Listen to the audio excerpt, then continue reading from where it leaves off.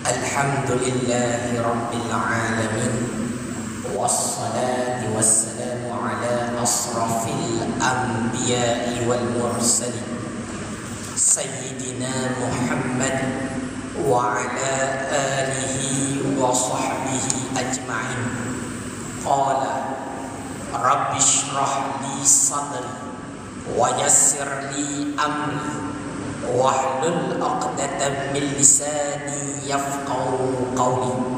Subhanaka la 'ilma lana illa ma 'allamtana innaka antal 'alimul hakim. Wa la haula wa la quwwata illa billahil 'aliyyil 'azim. Alhamdulillah, segala puji bagi Allah Subhanahu wa taala yang menjadikan kita dalam keadaan penuh nikmat, menjadikan kita mampu bernafas, menghirup udara, bergerak, mencerap segala panca indera, menunaikan apa yang disuruh oleh Allah, meninggalkan apa yang dilarang oleh Allah. Puasa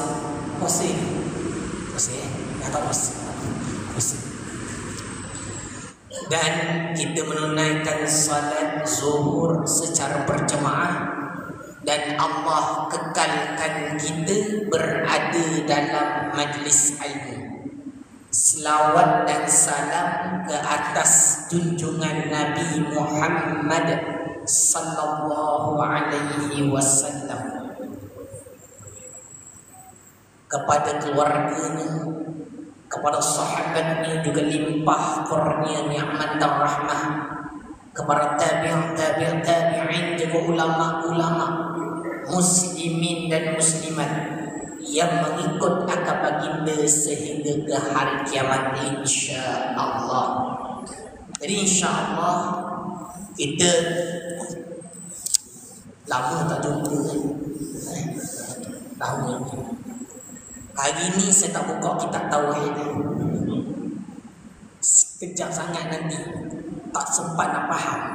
Jadi saya bukan buka lah. Mana kita hari ni saya akan membacakan daripada kitab Matla'ul Badrain wa Majma'ul Bahrain, pada bicara bab Kitabul I'tiqaf. Ini suatu kitab pada menyatakan i'tiqaf. Ni biasalah di 10 hari terakhir ataupun 10 malam terakhir ni, antara ibadah yang kebiasaan dilakukan adalah mengejar Lailatul Qadar. Kejar macam ni? Baik kejar duduk, tapi buat ibadah. Mengejar ni maksudnya kita melakukan sebanyak mungkin ibadah pada malam Lailatul Qadar. Ada kaedah yang diletakkan para ulama di dalam kitab ini yang sama-sama boleh kita ambil jalan, iktibar dan juga kaedah. Saya akan baca, dengar. Ni baca tak nak bahas banyak, dengar je ni. Ini suatu kitab pada menyatakan i'tikaf. Bermula i'tikaf itu sunat muakkad. Sunat muakkad. Tinggi juga nilai i'tikaf. Dan i'tikaf belum ni. Dia bukan duduk ke i'tikaf, tak dikenal dengan niat. Dan niat belum. Nawaitu, ya bukan nawaitu. Niat je lah. Senang faham, senang je. Aku i'tikaf. Siapa yang belum niat, boleh niat sekarang. Niat saya i'tikaf, boleh juga. Itu je. Kalau tambah pada ini masjid, dah settle. Nak tambah tu, saya i'tikaf pada masjid. Duduk sekejap i'tikaf. Duduk sekejap, alang-alang bila masuk saja dalam masjid, niat terus. Saya i'tikaf dalam masjid ini. Boleh. Bermula i'tikaf itu sunat muakkad, sunat yang dituntut. Penting ni. Pada tiap-tiap waktu datang masuk di masjid, niat i'tikaf tiap-tiap waktu. Dan pada 10 yang akhir daripada Ramadan, ini cerita dia. Dia ambil kat situ. Terlebih afdal daripada yang lainnya. Ni kalau kata orang tanya, saya itikaf masjid tapi saya tak baca Quran, saya tak salat sunat, saya belajar untuk SPM. Boleh tak? Boleh. Tak kisah duduk belajar ke apa ke. Bila duduk kat masjid niat itikaf. Kalau nak tidur boleh juga, tapi jangan dalam, nak tak luar kau nanti ada basi apa susah pula cerita kan. Sini boleh tidur? Tak boleh? Boleh. Jangan dalam lah, kat luar. Kat luar masjid lagi. Tak, masjid lagi kan. Dia kaedah masjid ni, dia kena tengok pada orang yang membuat masjid tu, niat dia sampai mana masjid. Tapi kalau kata kat sini masjid sampai belakang sana ke masjid juga kan. Jadi boleh duduk. Tapi kena jagalah adab dalam masjid. Kalau nak baring, nak tidur tu jangan sampai keluar air liur basi. Kadang-kadang kita tak sedar diri tu. Bila tak sedar diri tu macam-macam pula. Jadi macam mana cerita dia? Yang pertama, kalau boleh bawa alas. Kalau datang masjid nak iktikaf, nak tidur ke apa, alas. Tapi paling cantik kat atas kapet lah, tidur dekat luar lah, senang. Jadi dia tidak mengganggu orang lain. Itu kena cantik lah. Iktikaf antara tidak mengganggu orang lain. Ni kalau kat masjid ni, kalau baca Quran contohnya, jangan kuat-kuat, bacalah perlahan. Kalau rasa tu ganggu orang, cari tempat yang tidak mengganggu orang. Itu menjaga adab kan. Tapi besarlah manfaat dia. Kerana menuntut malam Lailatul Qadar. Afdal kerana apa? Kerana menuntut malam Lailatul Qadar. Bukan kerja ni, menuntut. Dan adalah ia pada Imam Syafi'i. Ini Imam Syafi'i kata apa? Terkandung di dalam 10 yang akhir, tetapi malam yang gasal, ganjil. Gasal ni ganjil. Terlebih diharapkan di 10 malam terakhir kan ganjil. 21, 23, 25, 27, 29. Dan yang terlebih diharapkan daripada yang gasal itu pula malam yang ke-21 atau malam yang 23 daripada Ramadan. Ini kata Imam Syafi'i. Nak cari pada 21 dan 23. Ini kata Imam Syafi'i. Dia kata ada setengah ulama ada pandangan lain, tapi ini nak pegang boleh. Dah lepas dah. Ustaz, dah lepas tak? Macam mana? Nak ibadat lagi tau? Terus je lah ibadat. Boleh lagi cari lagi. 21 bila? Bila? 3 hari lepas. 3 hari. Lama sangat hari ni. Hari ni 20, 23. 2 hari ya, 2 hari ya. Jangan 3 hari, jauh sangat. Hari malam Sabtu dah. Dia Sabtu kan. Sayang pun kata ni. Ni kata Imam Syafi'i. Berkata Imam Al-Ghazali. Ambil pula. Tengok. Apa kata Imam Al-Ghazali? Dan lainnya. Lailatul Qadar pada malam yang gasal, yang ganjil, di dalam 10 yang akhir. Dan berkata mereka itu sungguhnya diketahuikan dia dengan hari yang awal daripada bulan. Tengok hari itu hari bila? Hari bila puasa. Okey, tengok Maka jika sehari bulan Ramadan itu hari Ahad. Itu apa? Itu apa? Ahad. Ni tengok Ahad. Atau hari Arba'. Arba' ni hari Rabu. Ahad atau Rabu. Bila ni? Adalah Lailatul Qadarnya malam yang ke-29. Sempat lagi 29. Artinya dah lepas dah satu. Buatlah tiap malam. Cuma ni nak bagi rasa, bagi lebih. Ambil tadi dah dapat ada 1, 2, 3 kan. Tapi cantik lagi, nampak macam ada 20, 29. Jangan buat kuih raya malam tu.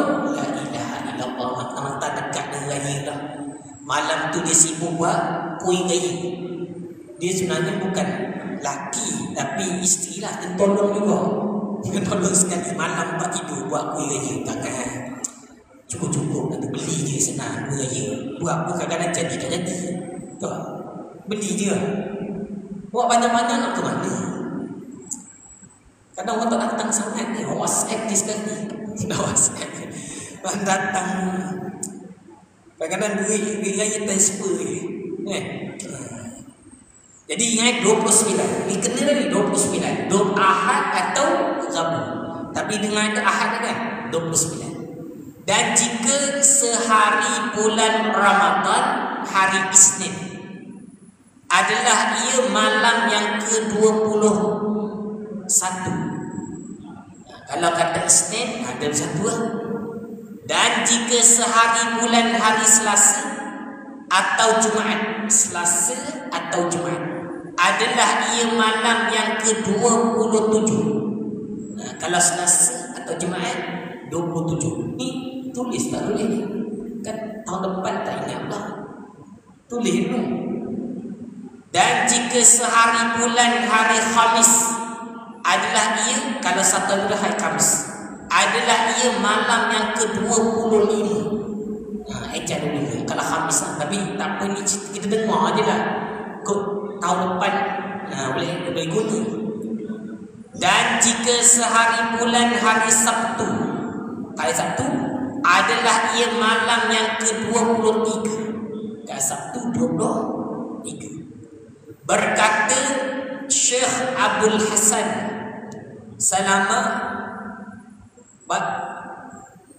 Badar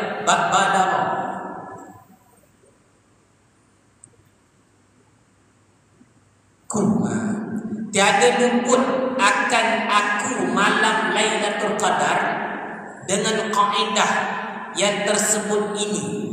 Al-Intaha, mana habis kata kitab. Mana ini kata Syekh Abdul Hasan. Dia kata apa? Dia test cara ni memang jumpa. Faham tak? Jumpa. Dia kata tak dah luput. Mana memang kena je. Dalam rupa ni ada masa lagi 29. Tapi buatlah setengah malam. Tapi 29 nanti up sikit. Lebih sikit. Tidur dulu. Kalau nak ibadat, jangan tak tidur langsung. Tidur dulu. Tidur dulu. Tidur awal lah. Mana lepas tarawih. Jangan ngetik. Ini ngetik dulu. Memang. Sini ada buat moreh. Ada moreh. Kalau kita macam moreh tu sebenarnya tak bagus. Dia amalan yang tak bagus untuk kesihatan. Dia kalau nak senang bangun, jangan makan lah. Dia nak senang bangun waktu kita dah berbuka. Itu je. Lepas daripada tarawih, buat witir semua, tidur terus. Jangan makan lah, cukup. Kalau makan memang susah nak bangun malam. Ni ada buat. Sebenarnya dalam budaya Islam ada moreh. Moreh ni siapa buat sebenarnya? Saya nak tanya. Saya dari sekarang tak dapat jumpa jalan. Ada tahu tak sejarah moreh?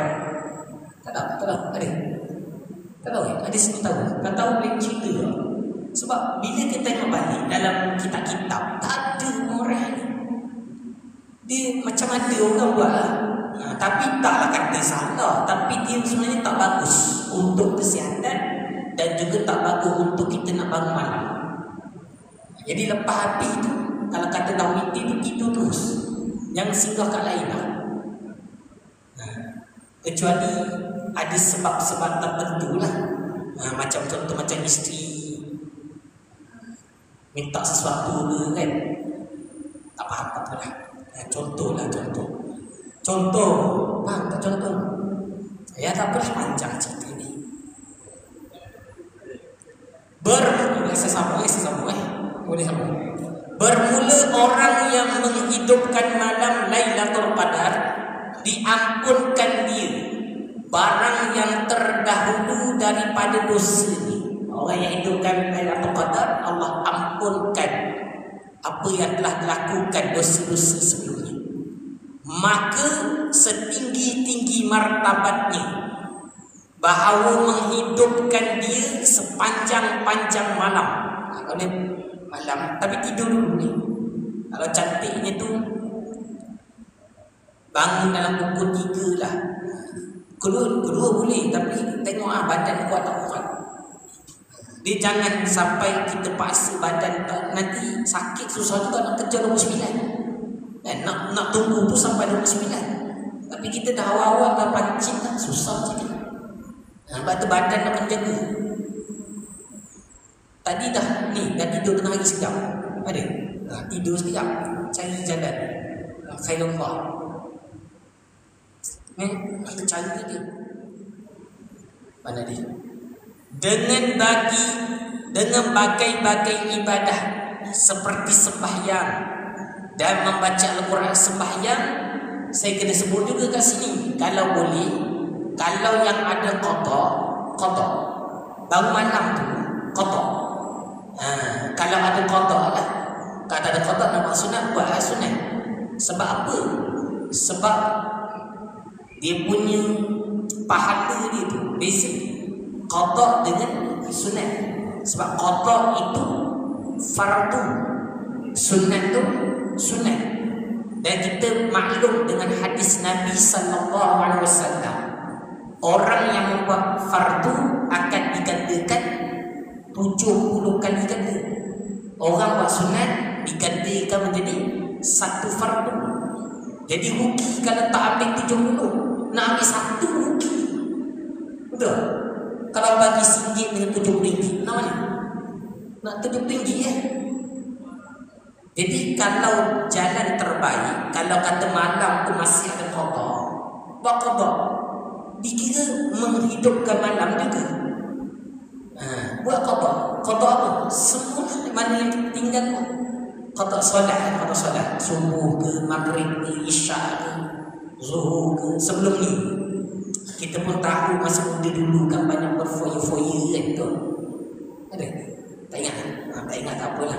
Kalau yang ingat tu, yang mana kita terlepas sebelum ni buat qada. Rugi tak buat. Lepas rasa memang dah habis, buat sembahyang. Dan membaca Al-Quran, baca Quran. Saya cadang ni, kalau boleh malam baca Quran dia, tak apa baca terjemah. Kadang-kadang kita pun tak bahaya. Memang terjemah kerana orang kena belajar dulu. Orang baca, dia tak ada baca terjemah, kena baca tafsir. Kalau nak faham Al-Quran, nak tadabbur Al-Quran, bukan dengan terjemah, dengan tafsir. Jadi kalau boleh ala-ala malam tu baca Quran, dibaca. Nak faham tu kena cari guru, senang. Dan doa, banyakkan berdoa. Dan yang kurang daripadanya, menghidupkan dia dengan ibadah kebanyakan malamnya. Mana buat juga macam mana pun. Kalau tak mampu buat setiap malam, buatlah sebahagian besar malam ataupun mengikut apa yang telah kita belajar tadi. Dan sekurang-kurangnya bahawa sembahyang isyak berjemaah. Pada kurang lah. Kalau malam tu tak susah sangat solat isyak, tapi biasa ni boleh ni lah solat isyak berjemaah sekali. Dan diazamkan atas sembahyang subuh dengan berjemaah. Kena ada azam. Kalau malam tu, bila dah berhidupkan malam, jangan sampai tertidur. Tidur boleh, tapi jangan tertidur terlajak. Tertidur terlajak rugi. Yang malam tu kira sunat kan. Kalau kata yang sunat lah, kita sembahyang sunat, baca Quran, doa. Subuh, sebelum subuh setengah jam tidur kejap nanti apa ni, subuh nak bangun dia, tiba-tiba terbangun pukul 1. Nah, 1 petang. Allah Akbar. Rugi banyak tu cerita ni. Subuh tu mahal.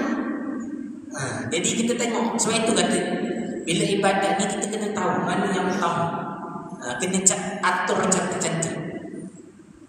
Jadi kalau dapat tak tidur, baik direct dia tu. Jangan tidur sebab takut ramai orang. Kadang-kadang banyak tanya saya tidur ni terlajak. Memang begitu. Orang kata Saya kata tak tidur Ustaz. Nanti lepas subuh kan, subuh dalam kubur, tapi jangan tidur waktu subuh. Faham? Lepas subuh kita solat subuh, buat dulu apa amal yang boleh, apa singgah pokok bunga kan. Kalau itulah, kalau tak nak zikir lah kan, buat benda lain dulu. Lepas tu dalam lepas daripada imsak, tidur lepas tu boleh. Kat sini ada kuliah subuh setahari ya? Setahari hujung minggu je. Kacap kat tempat saya kita buat setahari dan apa lagi tu, kuliah subuh. Jadi senang, direct terus. Jadi saya habiskan kitab Hidayatus Sibyan. Dia kitab yang saya duduk dekat Taman Kemas. Situ ada Masjid As-Salihin. Jadi setiap pagi saya ambil daripada Isnin sampai Khamis. Saya lah, yang lain tu ada ustaz lain. Tapi kita nak khatamkan kitab Hidayatus Sibyan. Hidayah bagi budak-budak kecil. Budak-budak kecil ni kitab kecil untuk budak-budak, tapi orang tua belajar. Orang tua belajar. Banyak tempat lagi, banyak tempat. Tapi itulah kitab ni nama Hidayatus Sibyan. Apa? Hidayah bagi budak-budak kecil, petunjuk bagi budak-budak kecil. Tapi budak kecil ada, budak besar bukan banyak, semua budak besar. Dah besar sangat lah, dah besar sangat lah. Tapi tanya banyak tak lepas gitu. Sebab itu penting. Bulan Ramadan ni memang betul, itu kitab fardu ain. Sebab itu kalau bulan Ramadan ni juga ada masa buka kitab-kitab fardu ain. Ini yang saya buka ni kitab fardu ain. Matla'ul Badri. Sebab itu amal saya yang banyak saya buat pada bulan Ramadan ni lebih pada ilmu. Sebab ilmu tu fardu. Jadi lebih sikit mendapat 70. Ada orang doa, ada orang baca Quran kan. Cuma kita tengok, kita ambil lebih sikit lah, fardu. Belajar, yang belajar dan mengajar dapat, insyaAllah.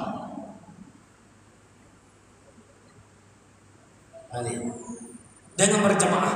Dan tiada tertentu fadilatnya bagi orang yang mendapatkan dia. Memang kata besar lah. Tetapi hasil fadilatnya bagi orang yang menghidupkan dia dengan ibadah. Dan jika tiada didapatkan dia sekalipun, dia tak kisahlah cerita dia ni. Kita yang penting, kita nak dapat apa? Bila kita ibadah, kita nak dapat keredaan Allah Ta'ala. Tapi dapat ni, bermula rukun iktikaf itu 4. Tahu tak? Iktikaf ni dia ada rukun dia. Kita iktikaf tahu tak ada rukun? Kena tahu bila kita beramal dengan sesuatu ibadat, mesti tahu rukun. Contoh, kita solat, kena tahu rukun solat. Tak sah solat kalau tak tahu rukun solat. Kita ambil wudu, wajib tahu rukun wudu. Tak boleh main angkor, tak boleh. Sebab itu kata beribadat dengan ilmu. Ada berapa rukun i'tikaf? 4. Apa dia? Pertamanya niat. Maka diniat pada i'tikaf yang dinazarkan dia itu fardu. Kalau kita ada niat i'tikaf, nak kita nazar, contoh ini kalau katalah kita dapat rumah baru ataupun anak kita ambil SPM bernazar, nanti bila kita dapat SPM result dia bagus, saya nak beriktikaf di masjid 10 malam terakhir, contoh bulan Ramadan. Dia niat nazar, faham tak? Itu wajib. Dia tak buat berdosa sebab dia dah nazar. Benda nazar jangan main. Bukan senang-senang cerita dia. Kalau nak buat nazar, buat betul-betul. Kalau tak mampu, jangan. Ada orang dahsyat di nazar setahun puasa. Tak boleh juga. Ada waktu kita tak boleh puasa, ada 5 hari tak boleh puasa. Tapi yang lain tu kena puasa. Jadi sebab tu nazar kena betul-betul. Jangan tersalah. Jadi kalau ada niat nazar, iktikaf nazar, kena ada niat ni. Niat macam mana? Kena tambahkan fardu. Kena tambahkan fardu. Seperti dikata ni, nawaitul i'tikafil mafrud. Sahaja aku i'tikaf yang difardukan. Kena ada perkataan fardu. Kalau tak pandai bahasa Arab, gini yang bahasa Melayu ya. Saya i'tikaf fardu. Kena ada sebut fardu. Kalau tidak sah i'tikaf tersebut. Pada yang nazar, yang fardu. Atau nawaitu fardul i'tikaf. Sahaja aku mengerjakan fardu i'tikaf. Kena sebut fardu. Dan pada i'tikaf yang sunat, i'tikaf sunat senang ni. Nawaitul i'tikaf. Sahaja aku i'tikaf. Kalau tak sebut sahaja boleh tak? Boleh je. Saya i'tikaf, aku i'tikaf, boleh. Sahaja itu menunjuk kita nak buat dengan perbuatan yang sengaja. Atau berkata ya nawaitu sunnatan i'tikaf. Boleh juga nak tambah perkataan sunat. Kalau yang sunat tak perlu sebut pun tak apa. Tapi perkara fardu wajib sebut. Contoh macam kita solat jenazah, kena sebut fardu kifayah. Kata sebut tak sah. Tahu kan? Solat jenazah kena sebut. Begitu juga solat fardu. Kalau kita tak sebut fardu, sebab itu dalam rukun solat ada 4 juga. Rukun niat solat fardu ada 4. Dia ada ta'aruf, dia ada qasar, ta'aruf, ta'yin nafsi.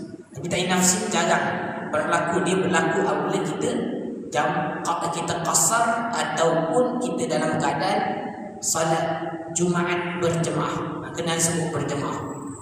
Itu. Cuma yang 3 ni kena ada. Dia ada qasar, ta'aruf, ta'yin. Qasar aku salat. Ta'aruf fardu ke sunat. Ta'yin menetapkan fardu zuhur. Kalau kita nak salat tadi, aku salat fardu zuhur. Itu dia. Kalau dia niat gini dia, aku salat zuhur, dia jadi sunat. Dia tak sebut fardu, salat tu jadi sunat. Faham tak cerita ni? Kalau kita contoh kita nak salat qabliyah, ba'diyah, kena sebut tak sebelum zuhur atau sebelum? Tak perlu. Kalau nak salat sunat, boleh tak nak salat qabliyah kita niat gini, aku salat zuhur, boleh dikira sunat, sunat qabliyah. Atau ba'diyah selepas ada yang kita salat selepas dia, niat gini, aku salat zuhur, boleh dikira salat selepas zuhur. Faham tak ni? Itu jadi sunat. Bila tak letak fardu, dia jadi sunat. Sebab tu cara dia. Laju akan belajar betul tu. Kadang terlepas banyak fardu ni.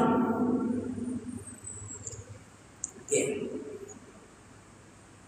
Sahaja aku mengerjakan sunat i'tikaf. Dan keduanya, yang kedua, ni sampai pukul apa ni? Banyak sangat waktu ni. Itu pukul 9, kita pukul 10 lah. Itu itu waktu Mekah lah. Mekah punya. Itu Malaysia. Ya sama pukul 10 lah. 10 minit. Boleh? Boleh? Sesuai. Bagus ni, bagus. Ada 4. Dan keduanya masjid yang di-i'tikaf pada dia. Maka tiada sah i'tikaf pada yang lain daripada masjid jika yang disediakan bagi sembahyang sekalipun. Maksudnya apa? Itu nama musalla. Dia dalam agama, dalam Islam, dia tak ada surau sebenarnya. Tahu kan? Dalam Islam tak ada surau. Dia ada 2 je. Ada masjid dan juga musalla. Dan pada masjid ni pecah 2. Dia ada jami' dan ghairul jami'. Dia jami' tu masjid jami' ya. Ghairul jami' bukan jami'. Tapi 2 tu mereka masjid. Apa yang jamek? Jamek tu dikerjakan Jumaat padanya. Akhir macam makcik ni, makcik jamek lah. Ada jamek di sini? Kata jamek ada? Tak apalah, tak kisah tau. Yang penting kita faham. Dia tak ada perkataan makcik jamek pun tak masalah. Yang penting kita faham masjid jamek adalah masjid yang dilakukan fardu Jumaat padanya. Okey. Jadi kira masjid jamek lah ni. Dan ghairu jamek itu surau lah. Nanti orang tanya juga, ustaz, kalau saya dekat rumah saya ada surau, saya nak pergi masjid jauh sangat, jadi saya nak iktikaf dekat surau, boleh? Boleh. Sebab itu bukan surau, itu dia masjid. Musalla ni ruang khas yang diletakkan untuk solat. Kadang-kadang dalam bangunan, biasanya dalam bangunan disediakan satu ruang khas untuk solat. Itu namanya musalla. Boleh iktikaf tak? Kat musalla boleh iktikaf tak? Tengok senyap kan baru cakap boleh iktikaf tak kat musalla? Tak boleh. Musalla tak boleh iktikaf. Ini kan sebab sebut sekali tengok tak? Maka tiada sah iktikaf pada yang lain daripada masjid. Masjid tak boleh.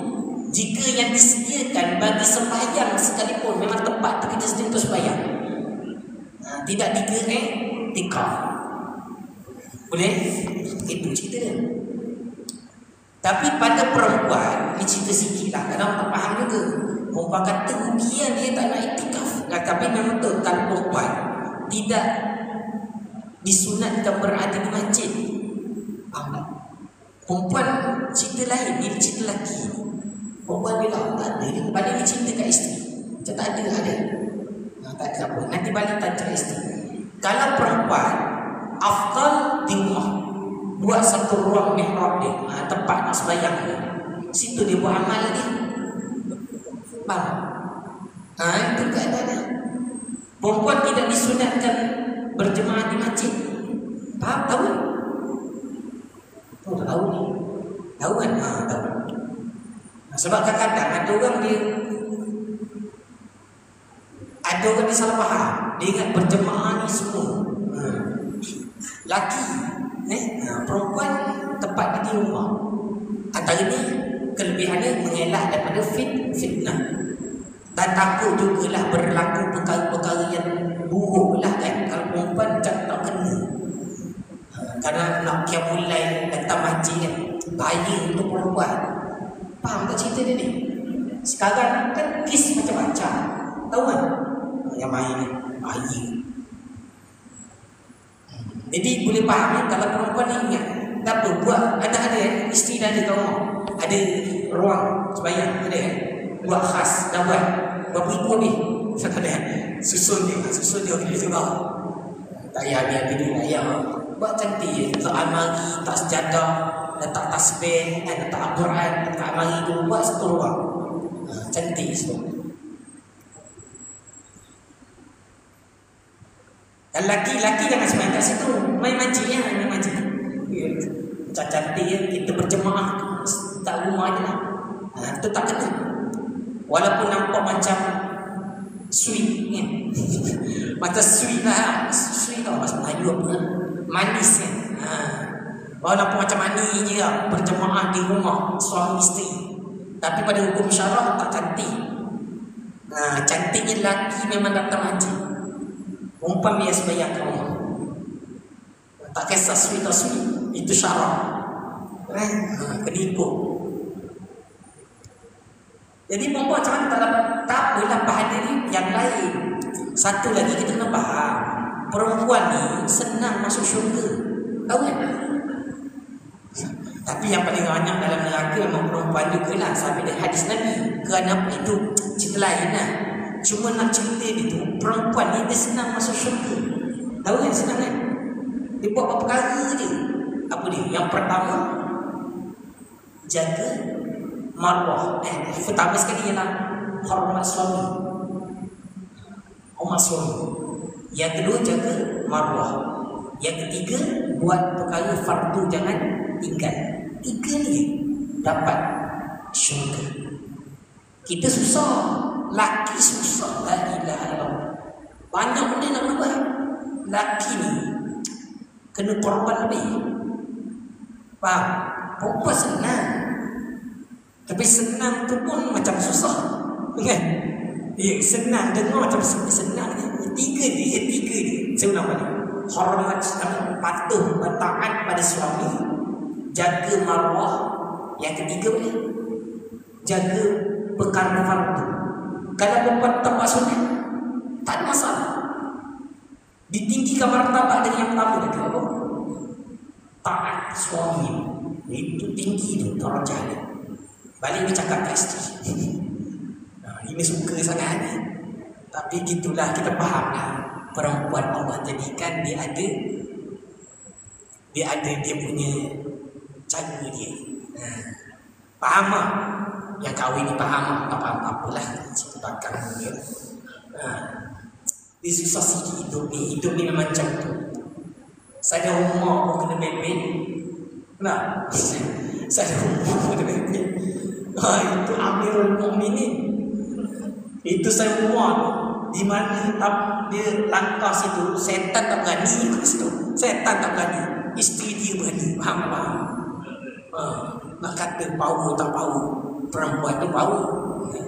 Cuma gitulah. Sebab itu saya selalu nasihatkan dalam keluarga ni, kalau dia amalkan satu amalan sebelum tidur, minta maaf. Suami minta maaf isteri, isteri minta maaf dengan suami. Itu kena amal. Itu kena buat. Ni jadi dalam bulan Ramadan dapat kelebihan, insya-Allah. Masjid dan masjid jami' aula. Yang utama tu masjid jami'. Macam ni yang dijadikan. Kalau antara masjid biasa dengan masjid jami', utamanya masjid jami' daripada masjid yang lain. Aula masjid jami', supaya tiada berjemaah keluar bagi sembahyang jemaah Jumaat. Supaya tiada berhajat keluar bagi sembahyang Jumaat. Kalau i'tikaf dah memang tu, dia direct duduk masjid dia 10 malam terakhir, tu tak balik rumah. Cerita ni kaedah para sahabat. Ni cerita kaedah para sahabat ni. Para sahabat 10 malam terakhir tak balik rumah dah. Memang duduk dekat masjid je. Boleh yang tes petang ni, abang nak duduk masjid kan. Ni malam terakhir ni, cari-cari hilang mana dia tak suami ni. Dari masjid pun ada juga kat mana. Itu tak tahu betul-betul kan. Tapi kalau yang memang para sahabat 10 malam terakhir memang di masjid saja. Itu kaedah. Dia tak balik, tak keluar, terus buat amal, buat apa-apa yang ibadah. Dan ketiganya, berhenti di dalam masjid lebih daripada qadar tuma'ninah. Mana kalau berhenti tu, kalau lalu saja tak berhenti, itu tak boleh i'tikaf. Dia 3 syarat sah, rukun i'tikaf. Kena berhenti. Jangan lalu saja, berhenti. Di dalam mana kadarnya tuma'ninah. Tuma'ninah atau tuma'ninah? Tuma'ninah. Apa maksud tuma'ninah?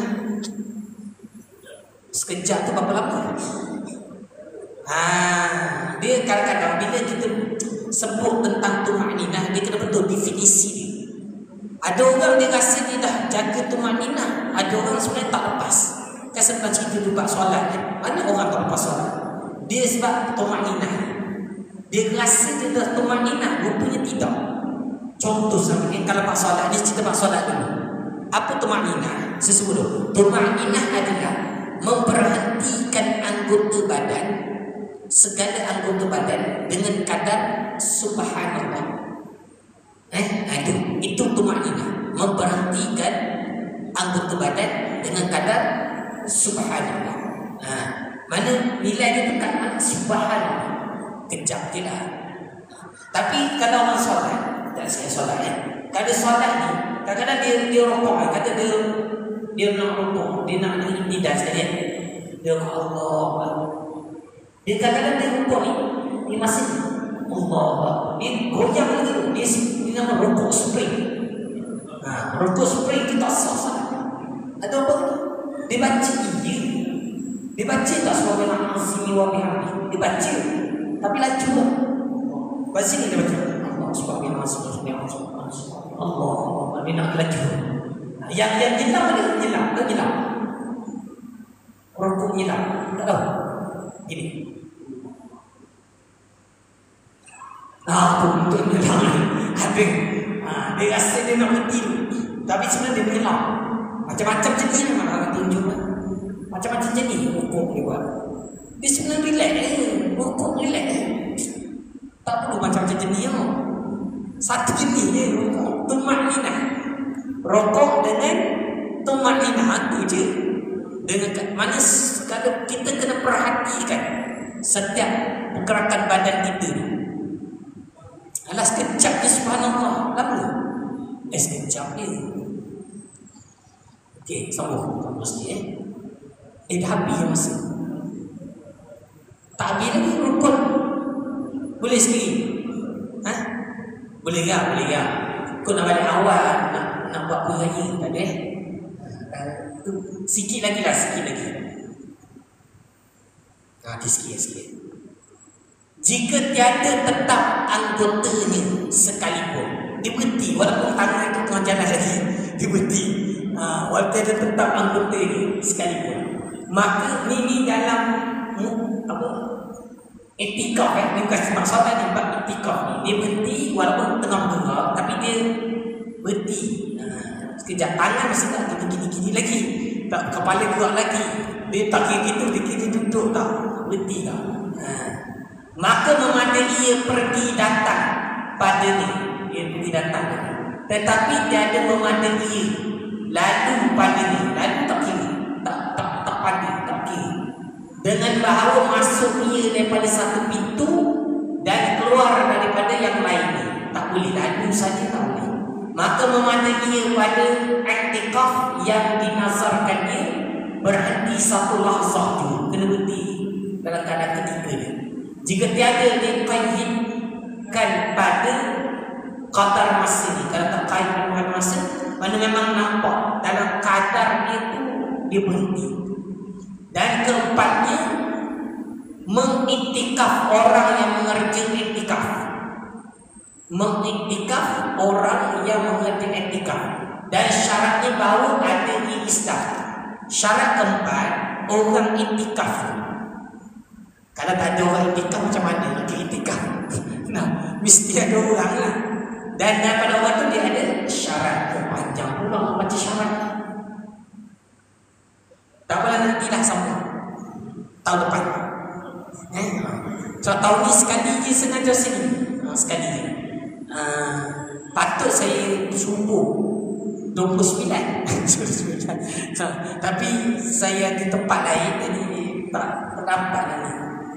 Jadi baca sendirilah. Siapa ada kitab Matlaul Badrai, ini kitab biasa kat Johor ni. Ini kitab biasa dipelajari. Ni kata tipulah kalau tak kenal kitab ni. Ni kitab sekolah agama negeri Johor dulu, digunakan sebagai silibus. Baca sekarang ada ni, baca. Dan kalau tak dapat, kalau tak dapat nak cari kat mana, kalau susah sangat boleh buka TikTok kita ada kitab. Kita ada buat bukan jual lah, lebih kurang macam siapa nak tempah tu ada kat situ. Boleh buka Pertubuhan Pencinta Ilmu. Dah follow dulu? Tak follow lagi.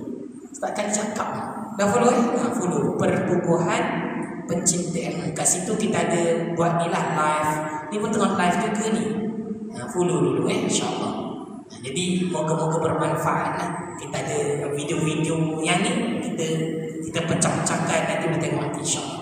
Kat tempat lain saya ada cerita juga bab ni. Nanti kalau nak tengok, boleh tengok dalam TikTok. Bagi kita insyaAllah. Wallahu a'lam bissawab. A'udzubillahi minasyaitonir rajim. Bismillahirrahmanirrahim. Alhamdulillahirabbil alamin. Wassalatu wassalamu ala asrafil anbiya'i والمرسلين سيدنا محمد وعلى آله وصحبه أجمعين. اللهم صل صلاة كاملة وسلم سلاما تاما على سيدنا محمد الذي تنحل به العقد وتنفرج به الكرب وتقضى به الحوائج وتنال به الغرائب وحسن الخواتم ويستسقى الغمام وجهه الكريم وعلى آله وصحبه في كل لمحة ونفس بعدد كل معلوم لك. ربنا آتنا في الدنيا حسنة وفي الآخرة حسنة وقنا عذاب النار. سبحان ربك رب العزة عما يصفون وسلام على المرسلين والحمد لله رب العالمين. Assalamualaikum warahmatullahi wabarakatuh.